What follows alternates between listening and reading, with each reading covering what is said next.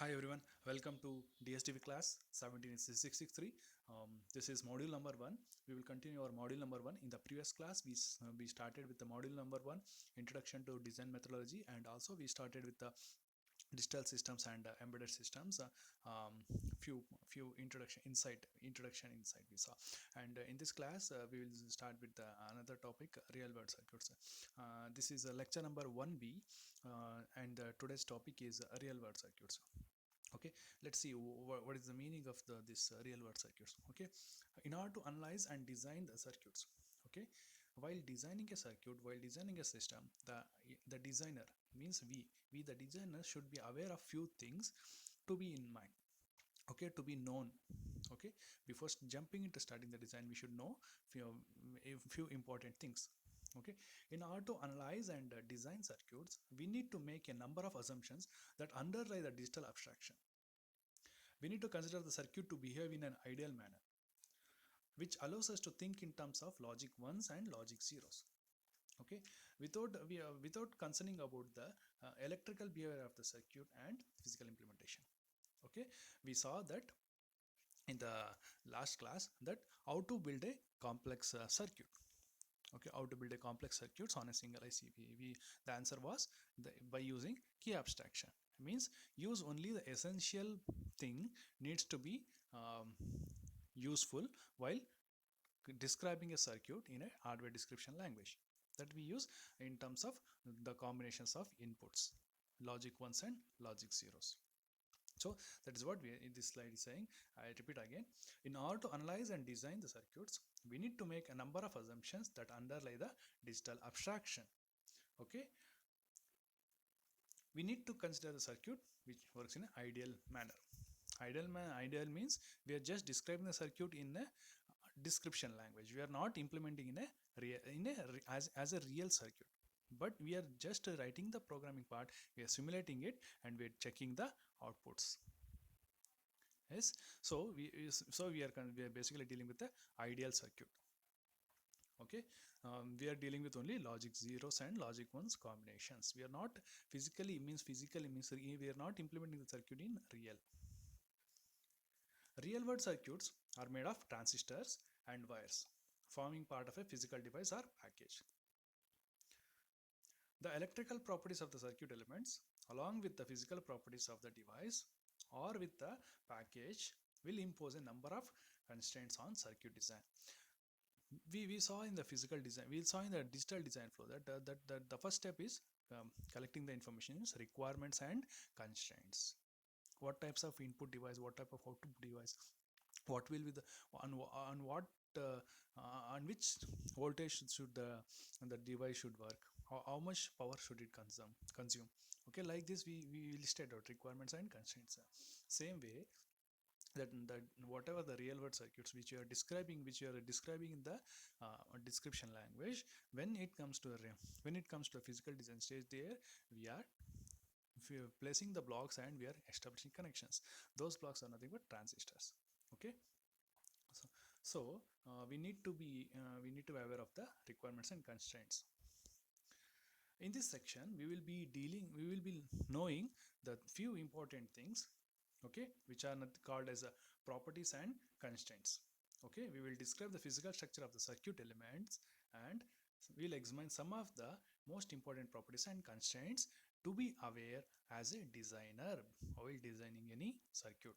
Okay, those are nothing but integrated circuits, logic levels, static load levels, capacity load and propagation delay, wire delay, sequential timing, power, area and packaging. These are the things we should be aware about. Its types of ICs were used, were used and are using, and types of logic levels. Okay, what disturbance may come, noise will come, how to deal with noise and all, and how to decide the logic levels. Okay, and also type of load, static load and capacity load. Okay, and about we will be connecting the circuits, right, input and output, and we'll be connecting from different circuits to circuits. Okay, and that means means wire delay will come. Okay, wire delay means the time taken to transmit a signal from from input to output. Okay, and the time is called as a delay. Okay, since the time is getting from the wire, so it's called a wire delay. And sequential timing means in the circuits, the clock signal will be involved. Okay, and the output of a D, for if we take example is a D flip flop, the D flip flop captures output when there is a clock signal. Okay, when the clock signal comes, the output should be able to produce the signal, right? But when the clock signal comes, there should be a signal. Before the clock signal, there should be a signal availability, and after the clock signal, there should be signal. It means before the clock signal occurs, there should be input should be available, and after the clock edge also comes, input should be available so that the output can capture the input. Okay, when the clock comes, so we need to aware of some timing constraints like rise time and fall time, and also power. We should be aware of the power, means power consumption, how to um, we have different types of dynamic power. Okay, and different types of power we'll be seeing. And area and packaging. Okay, we need to come, one of the major constraint is area. We will be learning all these things, okay, in this class, in this module. But today's class is we will limit to integrated circuit, logic levels, and static load levels. Okay, let's see integrated circuit. Integrated circuits, we all know that it is an IC. Okay, we all know that, and modern digital circuits are manufactured on a single silicon crystal. Okay, on a single wafer of a silicon. Modern digital circuits are manufactured on the surface of a small flat piece of pure crystalline silicon. Okay, we are very much aware of that. It is called as a silicon chip. Okay, it is, and integrated circuits are also called as ICs. Why it is called integrated circuits? Because more number of numerous components, means transistor circuits, are integrated together on a single chip. Okay, since numerous components are integrated on the chip, okay, instead of being separate components, it is called as an integrated circuit. Okay, transistor formation. The transistors are formed, okay, means we saw IC manufacturing in the module 3, right? IC manufacturing process, IC manufacturing steps. That summary we will be seeing, just not the entire IC manufacturing process, just we'll be getting familiarization. Transistors are formed by depositing layers on semiconducting and by depositing layers of semiconducting and insulating material in rectangular shape or polygonal shapes on what, on the silicon wafer. Wires, the connection between the circuits, are formed by depositing metal. Okay, metal, for example copper, on the top of the transistors, okay, which are separated by insulating layers. Okay, the means there the arrangement is not the arrangement is like a horizontal vertical line. Okay, we have seen in the module 3. Now we will see a small IC view and how the IC is constructed. This is a small micrograph, a picture of an IC. Okay, the photo micrograph of an IC section. For example, if we consider how, if we try to know, okay, what this picture is meaning. Okay, if you take an example of a small circuit of an adder, okay, where someone carries it, this is just for understanding purpose only. The right side figure is just for understanding purpose. Consider an adder circuit. Okay, this adder circuit we can be made as a small IC. Okay, when you use, and you can see there are number of transistors. Okay, number of transistors are connected together. Okay, so like this, such many number of transistors will be used in a particular design. Okay, we shall see. We shall take an we will take a picturized view. Let's consider an IC. Okay, there we will place some transistors. Let's assume this is the physical design stage, and we'll place transistors. Okay, like this, transistors are placed in an IC. The transistors are, means these will be in the shape of some blocks. Okay, this is for understanding purpose only. This is not the exact step. This is for understanding purpose only. Basically, to get an idea to get an idea about how these are done. Okay, how these are doing. So we will be placing the numerous transistors, and all these transistors will be connected together. Okay, inside the IC there is a number of transistors, and if we enlarge this IC picture, you can see the right side. You can see there are many number of lines. There are many number of lines. You can see many number of lines. These are nothing but the maybe input wires or output wires. These are the ports, input and output ports. These are the input ports and output ports. Inside this you can see, and many number of component blocks are there. This is the inside view of the IC. Okay, this is for understanding purpose only. And let's consider some of the physical properties. Okay, the physical properties of the IC determines many important operating characteristics. What may be the operating characteristics? It may be the speed. Okay, it may be the speed and the current flow. Okay, the speed of switching between low and high voltages. The minimum size of the each element, the so-called minimum feature size. What is the first one meaning? First one means switching between low to high. This is your low signal. This is high, low, high is high signal. Okay, this is the series of low and high signals, logic 0 and logic 1. The switching between these, okay, the switching is the time taken. That this is low logic 0, right? So the time taken to switch to logic 1, okay, it's somewhat slow, okay, and stays, and the time taken to coming back to logic 0 is slow. Okay, the switching means this is logic 0. Okay, the time taken to change its level from logic 0 to logic 1. This is somewhat, okay, you can see this is steeper line. Okay, you can see there's a delay. The second figure you see, this is called somewhat delay. It's taking more time to change its level from logic 0 to logic 1.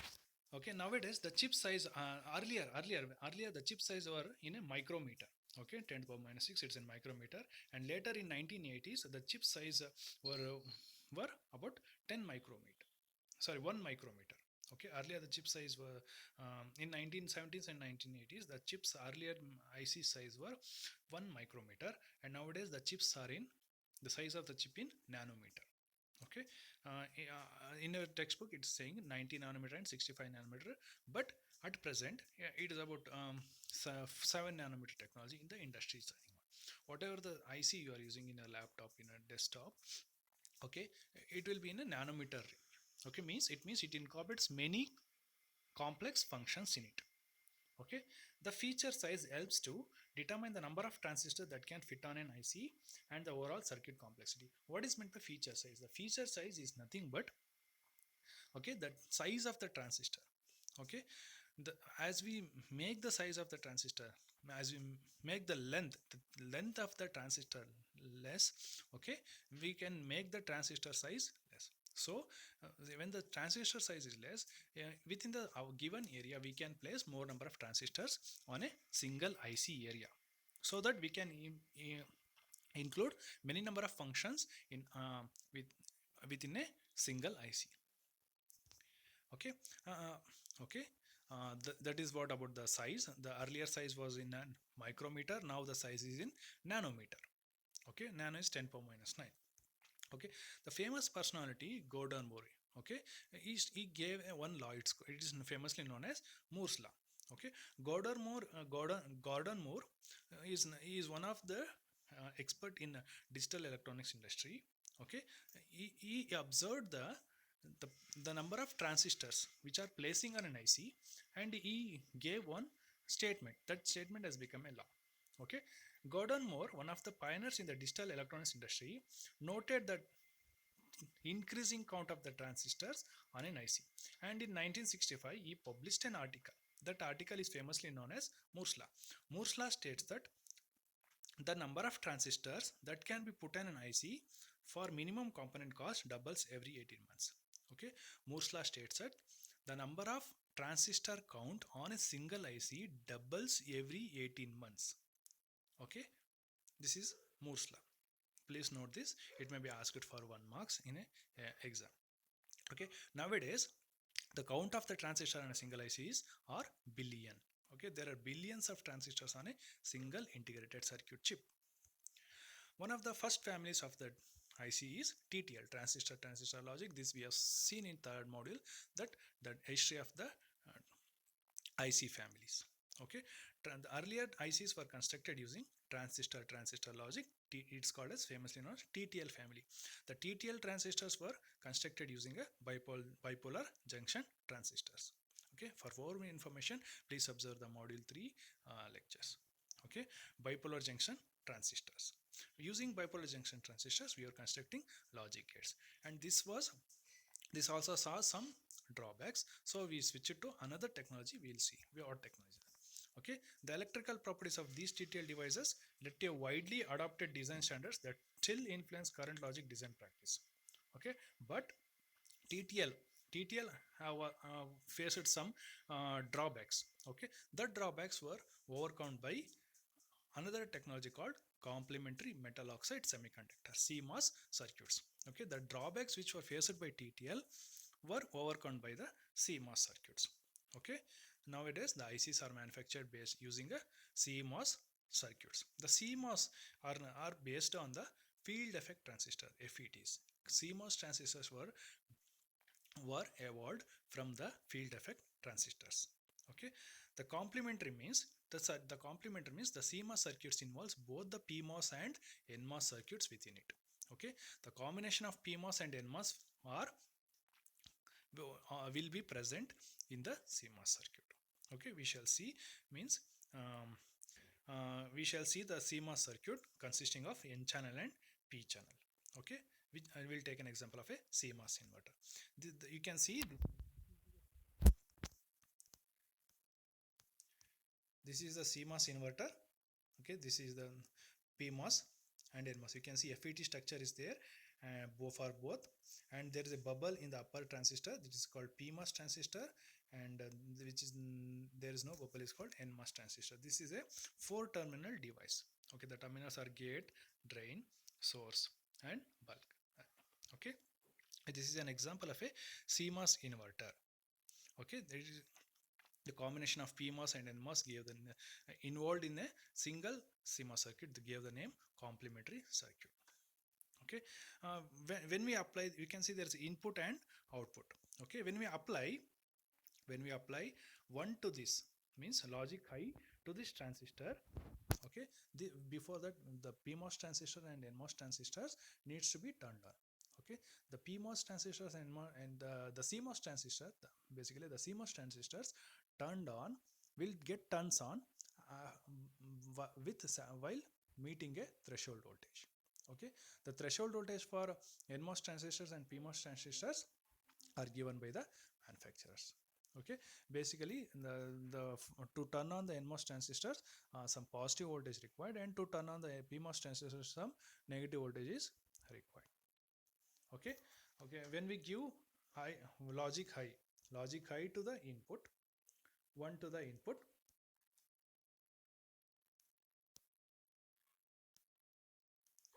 when we give 1, we will be getting that the NMOS transistor will be turning on. Okay, PMOS transistors will be turned off, output will be 0. Why? Because whatever the capacitor which is present on the output, the capacitor which is present on the output will pull the supply voltage to 0. Okay, and again when we give 0, the PMOS transistor get turned on, NMOS turns off, we will be getting high voltage, because this direct voltage will be obtaining at the output terminal. Okay, when the input voltage is low, P transistor will be turned on and the output will be high, N channel will be turned off. When the input voltage is high, N channel transistor will be turned on and the output will go to low. Okay, it means 0. The P channel will be 0. Okay, we can, by using the combination of PMOS and NMOS transistors, we can construct different, we can describe any function. Okay, we saw here you can see these are the structures they are described using a combination of PMOS and NMOS. You can see there's a PMOS and NMOS here also. The common PMOS is here and NMOS is here. PMOS, NMOS are involved.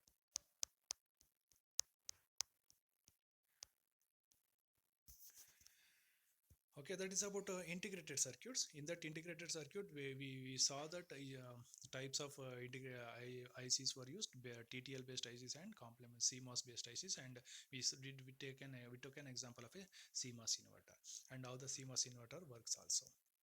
Okay. And next we in the first slide we saw that we will be taking abstraction that we have to design a circuit means logic levels, logic 0 and logic 1. So the next topic will be about logic levels. Okay, whether you're going to get the correct means clean output, or we going to get any disturbance like noise and all. We see the logic levels. Okay, okay, how to define the logic levels also. The first assumption to be made is that, okay, logic low and logic high. Define the logic low and logic high. Okay, logic 0, the value 0 represents logic low and logic 1 represent the logic high. Okay, the low voltage and high voltage are called as logic levels in digital design. Okay, but how to define these logic levels, but what should be those logic levels be? Okay, how to identify those logic levels, how to define those logic levels? The answer is that by having some characteristics of the electronic circuits. Okay, and so provided the circuit designers and component manufacturers agree, and means there should be some common, there are different manufacturers and different vendors, so there should be some common common way to signify the logic 0 and logic 1. As a consequence, there are a number of standards for logic levels. One of the contributing factors to the early success of the TTL family was adoption of the uniform logic levels for all components in the family. These TTL logic levels still form the basis for standard logic levels in the modern circuits. Okay, we have some standard defined logic levels. It's called logic 0 and logic 1, or logic low and logic high. Okay, this means that we will take some reference voltage. Okay, we'll not go into the industry, and we'll take some reference voltage. Okay, okay, this means that any voltage lower than 1.4 volt. Okay, we'll take one voltage as 1.4 as a reference voltage. Any voltage which is less than 1.4 voltage are called low voltages. Any voltage which is either higher than 1.4 volt, it is called high voltage. Okay, I repeat again. In order to define the logic levels, we will take a reference voltage as 1.4. Any voltage which is less than 1.4 voltage is called low voltage, and any voltage which is higher than 1.4 is called high voltage. Okay, in our all the circuits we will use ground terminal for logic 0 volt. Okay, and we'll use supply voltage means supply source as the high voltage. Okay, I repeat again, from here onwards whatever the circuits we will use, in that circuit the power supply is called as the logic high and the ground terminal is called as the logic 0. Okay, here we have taken as a 1.4 as a reference voltage, so we'll fix it as a supply voltage for understanding purpose. Okay, the supply voltage should be greater than 1.4. Okay, we have taken reference as 1.4, so our supply voltage should be greater than 1.4. Okay, for nowadays 5 okay, the common power supply voltages are 5 volt and 3.3 volt. Okay, nowadays the transistors are working, the ICs are working with 1.8 volt and 1.1 volt. Okay, earlier the supply voltages were 5 volt and 3.3 volt. Nowadays it is 1.8 volt and 1.1 volt with the power supplies. Okay, in the real world, okay, this approach may lead to problems. Okay, what problems? Manufacturing variations may occur. Okay, manufacturing variations makes it impossible to ensure that the threshold is exactly same for all the components. We saw that the CMOS transistors turns on with respect to threshold voltage. Okay, when we connect these transistors together, okay, each of the circuits will turn on each of the circuits will be having different number of transistors. Okay, then each of the transistors should turn on. Okay, the turning on of the transistor should be based on only one particular threshold voltage. If the threshold voltage variation occurs, we face some problems. Okay, so when there is a variation occurs in the IC manufacturing process, so the transistors turning on will be changed. Okay, this affects the design working. So if you consider a scenario, so if you consider a scenario of a gate as a driver, and it is driving another gate. Okay, a logic gate which is driving another logic gate. Okay, when driver 1 transistor turns on at time t1, and driver and the receiver transistor turns on at time t2, means after the t1 time, it's okay. But what happens if receiver transistor turns on earlier and driver transistor turns on later? This is a problem. Okay, one gate may drive only slightly higher than 1.4 volt for a high logic level, and a receiving gate with a threshold a little more above 1.4 volt would interpret the signal as a logic low level. Okay, we'll see the scenarios. Okay, we'll take an example. We'll take a picturized way. This is a figure having a logic 0 and logic 1. Okay, the logic 0 is starting at 0.5 volt and the logic high is 1.5 volt. Okay, the problems, this is a figure of problems due to variation in threshold voltage between the driver or get turning on and receiver get turning on. The receiver would sense the signal as remaining low. Okay, what may be the problem? Okay, this is the problem. Okay, the problem is there is a turning on of the transistor is getting varied. Okay, because the threshold voltage is getting varied due to the manufacturing effect. Okay, how to avoid this one? How to avoid this threshold voltage variation problem? We separate the single threshold voltage into two thresholds. We require that a logic high be greater than 2.0 volt and a logic low be less than 0.8 volt. The range in between these levels is not interpreted as a valid logic level. Okay, we are dividing the threshold voltage into two threshold voltages, where a voltage logic high and logic lower. The logic high should be greater than 2.0 volt and logic low should be lower than 0.8 volt.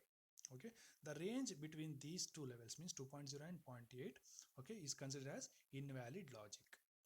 We assume that a single transistor through this range instantaneously and leave the behavior of a component with an invalid input level unspecified. Okay, we shall see. Okay, we see this is a nominal value. Okay, 1.5 volt is there. Okay, we'll take nominal as 1.4 volt, 1.4 as a threshold voltage. Okay, we assume threshold voltage as 1.4. Okay, next, this is the receiver threshold. Okay, this receiver threshold, this is the receiver threshold voltage. Okay, we are dividing the threshold voltage into two separate levels. Okay, basically what it is saying, whatever the value which comes between this is 2.0 and this is 2, this is 0.8. Okay, whatever the values which comes in between this, it's considered as invalid. Okay, however, the signal which is being transmitted on an electric wire, okay, when the signal is passing, okay, it may affect some disturbances. It may get affected from external factors. Okay, the signal may subject to external interference like parasitic effects. Okay, and it may experience noise. The addition of the noise voltage to the signal will alter the range of the logic levels. Okay, when the signal is being transmitted on an electrical wire, it might get subject to external interference. Okay, and due to parasitic effects, and there should be an induction of noise, induce of noise, voltage noise.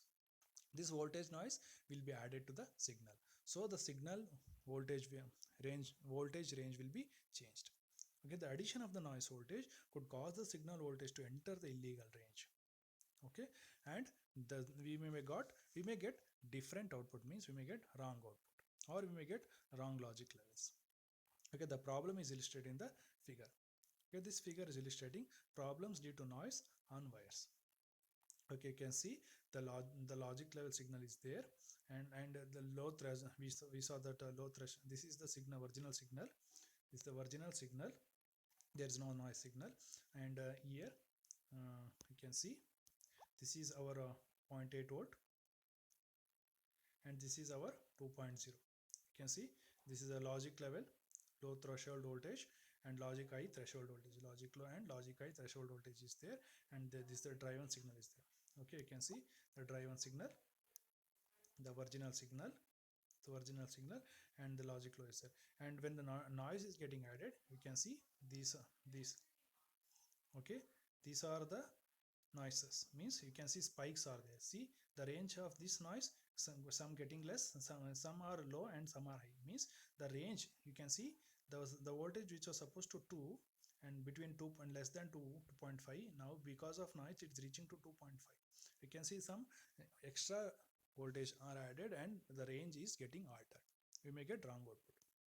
Okay, the solution is to we need to define logic levels. Okay, the final solution is to require components driving digital signals to drive a voltage lower than 0.4 volt for a low logic level, and to drive a voltage greater than 2.4 volt for a high logic level.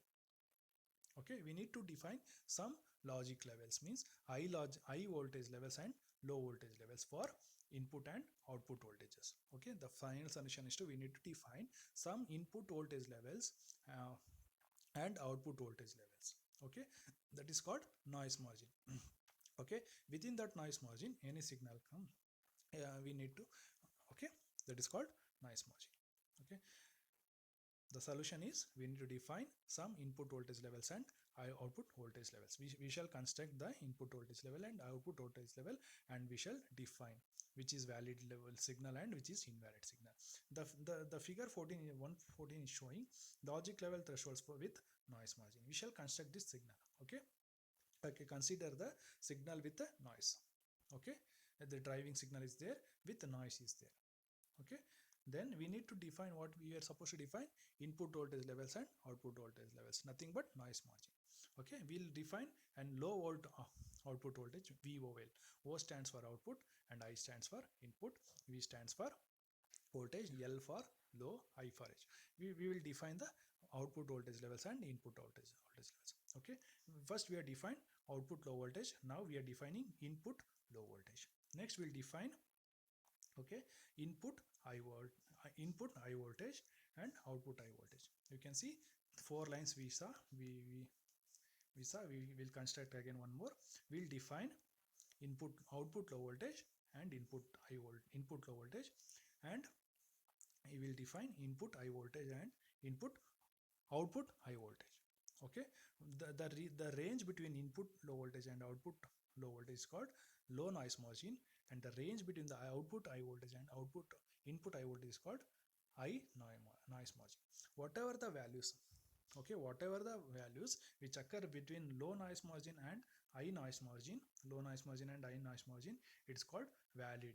The values, okay, what within this, whatever the low signal comes, it's called valid low signal. Within this high range, VOH minus VH, whatever the high logic one comes, it is called valid. After it is called invalid, and in between also it is called invalid. Okay, this is how we define noise margin levels for logic 0 and logic 1, so that we'll avoid the noises, and we call it as an invalid level. And the design and the tool will also consider what those levels which are outside the noise margin are called as invalid logic levels. Okay, the symbols, what we defined, VOL stands for output low voltage, VOH stands for output high voltage, VIL stands for input low voltage, VIH stands for input high voltage. Okay, I repeat again: V stands for voltage, O stands for output, I stands for input, L stands for low, H stands for high. Output low voltage means the component must drive a signal with voltage below the threshold level. Okay, below the threshold level. Output high voltage means the component must drive the signal above the threshold voltage, means logic high.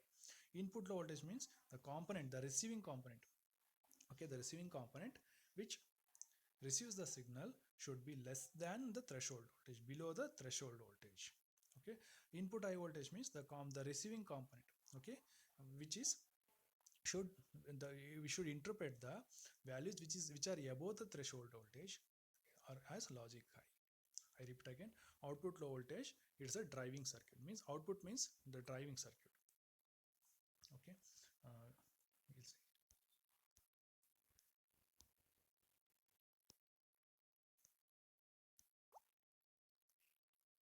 This is your driving circuit. This is your receiver circuit. Okay, the driver circuit we are producing the outputs, they are receiving the input. Okay, the driving circuits will be producing the output low voltage and output high voltage, will be okay. Output low voltage and output high voltage are with respect to the driving circuit, and the input high voltage and input low voltage are with respect to the receiving circuit. Okay, next, the region between VIL and VH is which are the range between VIL and VH are unspecified, means invalid logic levels. Okay, depending upon the logic and other factors, depending on the voltage and other factors, like temperature, okay, or the earlier circuit result. Okay, those component may interpret the signal as logic high or logic low, and may exhibit some other unusual behavior. If it is within noise margin, it will give either low voltage or high voltage. If it is other than outside the noise margin, it will give some unspecified behavior, means some other voltage levels. Okay, and that is about first assumption. First assumption is to define the proper logic levels, logic high and logic high and logic low. We saw the noise margins also. And the next assumption is static load levels. Okay, this we will see in the next class. Thank you.